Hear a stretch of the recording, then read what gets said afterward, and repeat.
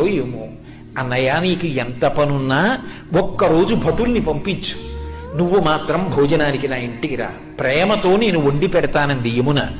మన్నించి యమధర్మరాజు కార్తీక మాసంలో శుక్లపక్షంలో విధియ తిథి నాడు యమున ఇంటికి భోజనానికి వెళ్ళాడు. ఏం చెయ్యాలి అన్నయ్య వస్తే?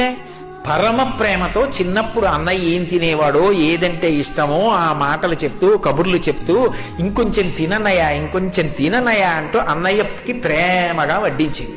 తిన్నాడు. ఏం కావాలమ్మా నీకు అని అడిగాడు. మరి దేవతా సంబంధం కదూ, వరం ఇవ్వాలి.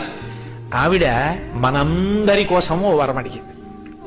అన్నయ్య ఇది జ్ఞాపకం పెట్టుకుని ఈ తిథి నాడు ఏ అన్నయ్యని ఏ తమ్ముణ్ణైనా సరే, ఏ అక్క అయినా ఏ చెల్లైనా ఇంటికి పిలిచి అన్నం పెడితే ఆ అన్నం తిన్నందుకు ఆ అన్నకి కానీ తమ్ముడికి కానీ అపమృత్యు దోషం లేకుండా చెయ్యన్నయ్యా.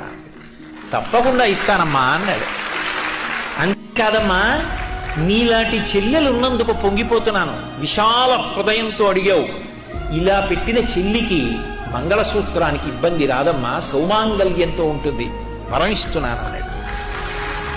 యజ్ఞం చేయమన్నారా యాగం చేయమన్నారా? ఏడాదికొక్కసారి భగినీహస్త భోజనం అని తోడ పుట్టిన దాని ఇంటికి వెళ్ళి అన్నం తినమన్నారు. ఆ తిథి జ్ఞాపకం పెట్టుకుని ప్రేమగా